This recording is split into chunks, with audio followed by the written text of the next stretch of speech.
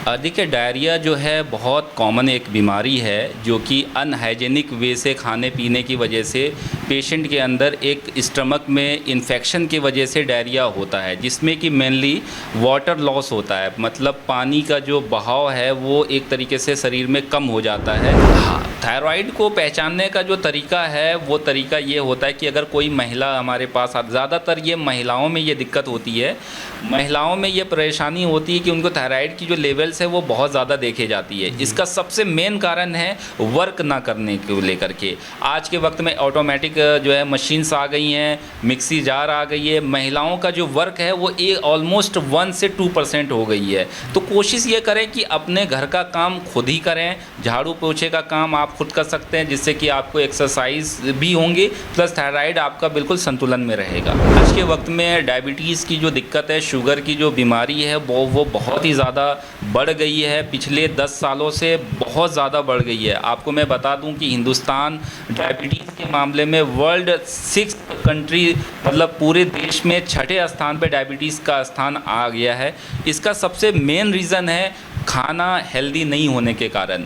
बहुत सारी मिलावटी फूड्स आ गई है मार्केट में, जिसमें कि मैदे की क्वांटिटी बहुत ज़्यादा मात्रा में होती है। नमस्कार दोस्तों, मैं दीपक कुमार दुबे, HBN न्यूज़ में आज आपका फिर से स्वागत है। आज हमारे बीच हैं डॉक्टर TA सिद्दीकी, जिनकी खुद की क्लिनिक है अलीगढ़ रूरल क्लिनिक के नाम से, जो कन्वरीगंज पे स्थित है। आज हम उनसे कुछ खास बातचीत करेंगे, रेगुलर चलने वाली बीमारियों के बारे में बात करेंगे। सर, आपका बहुत बहुत स्वागत है हमारे चैनल में। Thank you so much. Sir, सबसे पहले मैं चाहूँगा कि हमारे चैनल के माध्यम से हमारे व्यूअर्स को आप अपने बारे में कुछ बताएं सर। जी, मैं doctor TA Siddiqui, consultant general physician, general medicine, JNMC medical AMU से मैंने पास आउट किया है। आज HBN न्यूज़ के माध्यम से मैं बहुत आभारी हूँ कि मुझे इस मौके पे बुलाया गया है, और मैं कुछ जनरल बीमारी और कुछ जनरल सिम्टम्स और उनके इलाज के बारे में बातचीत करने के लिए आज मैं यहाँ पे आया हूँ। आपका बहुत बहुत स्वागत है सर, और बहुत बहुत धन्यवाद आपका।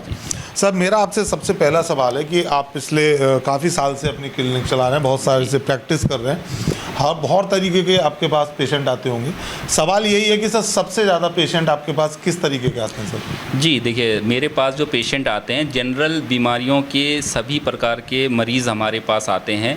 ज़्यादातर आम तौर पे डायरिया के पेशेंट, डायबिटीज़ के पेशेंट, थायराइड के पेशेंट, नवजात शिशु के पेशेंट भी हमारे पास उपस्थित होते हैं और उसका इलाज होता है हमारे यहाँ। सर, जैसे कि अभी आपने नाम लिया डायरिया, तो सवाल यही है सर कि डायरिया क्या है, इसके लक्षण क्या हैं, और सर इसका इलाज क्या है?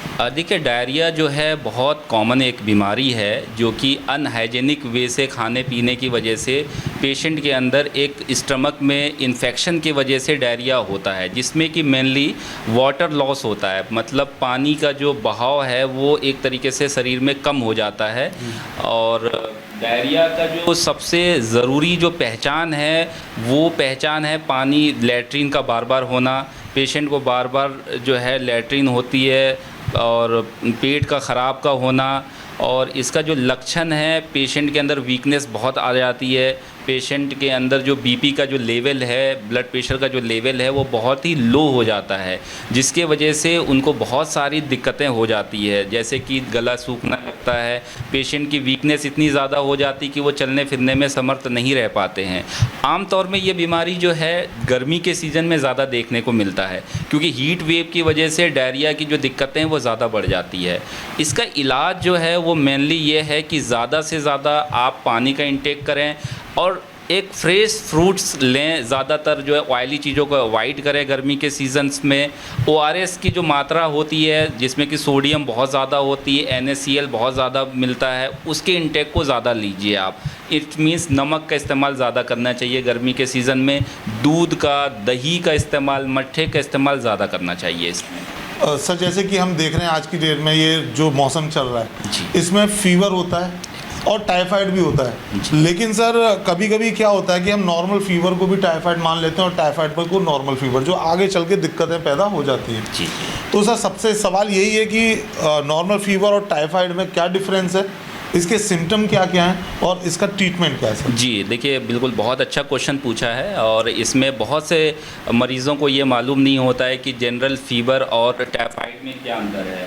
बहुत बेसिक क्वेश्चन है लेकिन लोगों को जानकारी नहीं है। आपके न्यूज़ के माध्यम से मैं लोगों को ये जागरूक भी करना चाहता हूँ कि देखिए जब भी किसी पेशेंट को टाइफाइड अगर होगा तो मेनली वो फीवर जो है रिपीटेड 1 आवरली रिपीट होता है। इट्स मीन अगर किसी पेशेंट को 8 बजे की फ़ीवर है, अगर उन्होंने मेडिसिन ली देन फिर 8 बजे ही उनको रिपीटेड फ़ीवर होगा। ये फ़ीवर कंटिन्यू 7 डेज़ के लिए रहता है क्योंकि किसी भी एंटीबायोटिक से, लाइट एंटीबायोटिक से ये फ़ीवर नहीं जाता है। रिपीटेड अगर बुखार एक नियमित टाइम पे अगर हो रहा हो तो उसको हम टाइफाइड मानते हैं।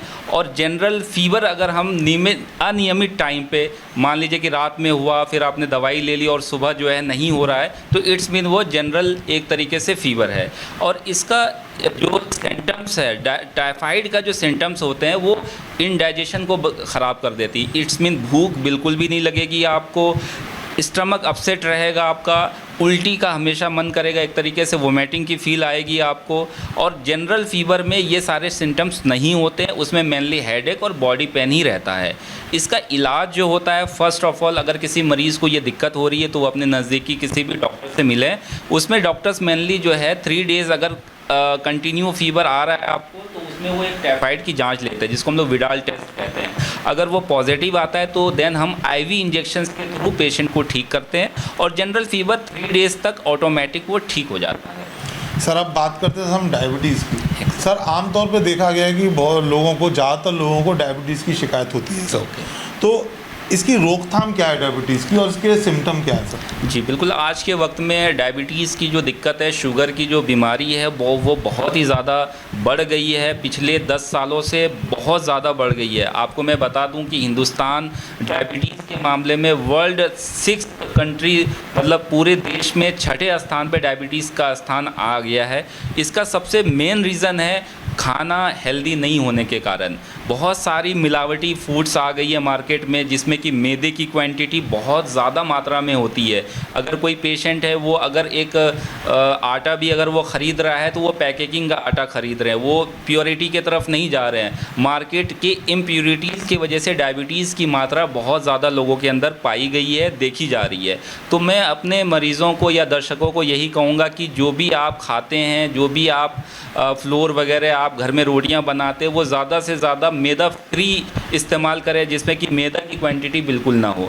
डायबिटीज़ जो है उसका रोकथाम सिर्फ़ और सिर्फ ये है कि फूड की तरफ आपको प्योरिटी की तरफ जाना है। घर का ज़्यादा खाना खाएं, बाहर के खाने को थोड़ा सा अवॉइड करें और सबसे मेनली एक्सरसाइज बहुत इंपॉर्टेंट है। हम लोगों ने अब वॉक करना छोड़ दिया है, घर से बाहर निकलना छोड़ दिया है। मॉर्निंग वॉक बहुत इंपॉर्टेंट है, एक्सरसाइज बहुत इंपॉर्टेंट है और इसका रोकथाम सिर्फ़ और सिर्फ आपके ऊपर होता है, आपके खान पान के ऊपर होता है, आपकी रेगुलर एक्टिविटीज़ के ऊपर होता है। सर यहाँ एक सवाल है कि ज़्यादातर सुना गया है कि डायबिटीज़ के मरीज़ों को रेगुलर मेडिसिन खानी होती है, तो क्या ये ज़रूरी है कि डायबिटीज़ के जो मरीज़ हैं उनको रेगुलर मेडिसिन खाना? नहीं, देखिए ये ज़रूरी नहीं है। 2 तरीके के डायबिटीज़ के मरीज़ होते हैं। एक टाइप 1 डायबिटीज़ जिसकी डायबिटीज़ जो है 300 से ऊपर होती है। अगर उन्होंने कुछ खाया उसके बाद शुगर चेक करने के बाद 300 से ऊपर अगर उनकी शुगर लेवल जा रही है तो इट्स मीन वो डायबिटीज़ 2 में जा रही है, उसको मेडिसिन लेना अनिवार्य है। लेकिन वो पेशेंट जिसकी डायबिटीज़ 200-250 तक अगर वेरिएशन ले रही है तो वो रेगुलर एक्सरसाइज और खान पान के माध्यम से डायबिटीज़ को कंट्रोल कर सकते हैं। सर अब खान पीन की बात हुई है तो सर मैं चाहता हूं कि हमारे चैनल के माध्यम से हमारे व्यूअर्स को बताएं कि डायबिटीज़ के लिए क्या डाइट प्लान करना चाहिए सर? हाँ, डायबिटीज़ के लिए डाइट प्लान जो होती है, जिस भी पेशेंट को डायबिटीज़ है उनके लिए सबसे जो अहम वो है वो मैदा और उसमें आलू की जो मात्रा होती है, इट्स मीन कार्बोहाइड्रेट, वो बहुत ही कम मात्रा में इंटेक करने चाहिए। जिस चीज़ में कार्बोहाइड्रेट की मात्रा ज़्यादा है, मैदे की मात्रा ज़्यादा है, किसी भी तरीके की बाहर से शुगर की मात्रा, अगर रिफ़ाइंड शुगर वो ले रहे हैं उसको उनको अवॉइड करनी चाहिए और रिफ़ाइंड सारी चीज़ों को अवॉइड करनी चाहिए क्योंकि रिफ़ाइंड शुगर से ही डायबिटीज़ की जो है लेवल्स वो बढ़ रही है आज के वक्त में। सर ये देखा जाता है कि आजकल महिलाओं में थायराइड की प्रॉब्लम ज़्यादा आ रही है सर। ओके, तो ये इसको हम कैसे पहचानें थायराइड है और इसकी रोकथाम और इलाज क्या है सर?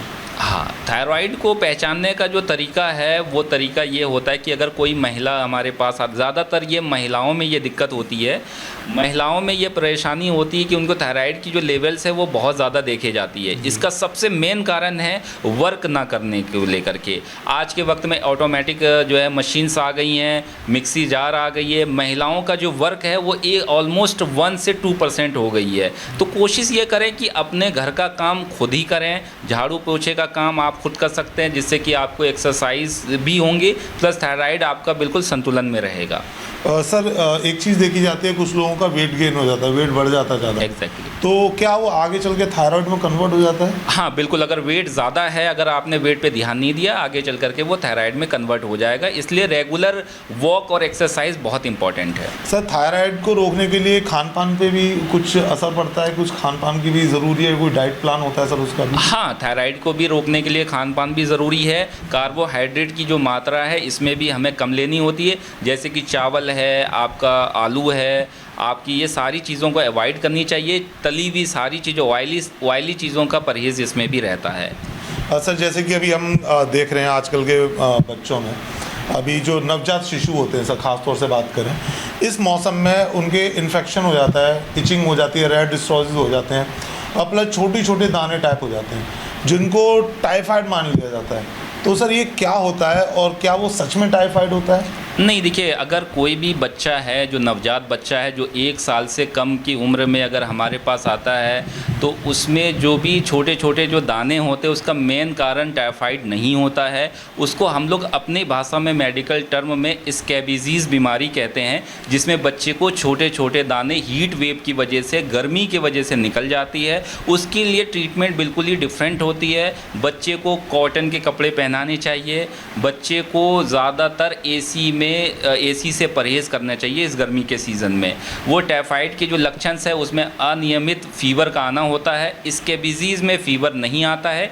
ईचिंग की जो दिक्कतें हैं वो बच्चे में ज़्यादा देखी जाती है। सर आमतौर पे आज की डेट में देखा जा रहा है कि माँओं को दूध बहुत कम आता है, और जिससे बच्चे को प्रॉब्लम होती है, कुछ अलग से खिलाना पड़ता है, इन्फेक्शन होता है, पेट की प्रॉब्लम बच्चों को हो जाती है, जैसे कि डायरिया भी बच्चों को तभी हो जाता है।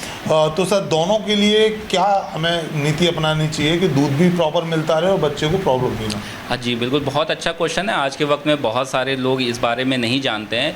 नवजात बच्चे जो 1 साल तक के बच्चे हैं, जो उसके नीचे के बच्चे हैं, उसको किसी भी तरीके की एनिमल मिल्क से परहेज़ कराना चाहिए।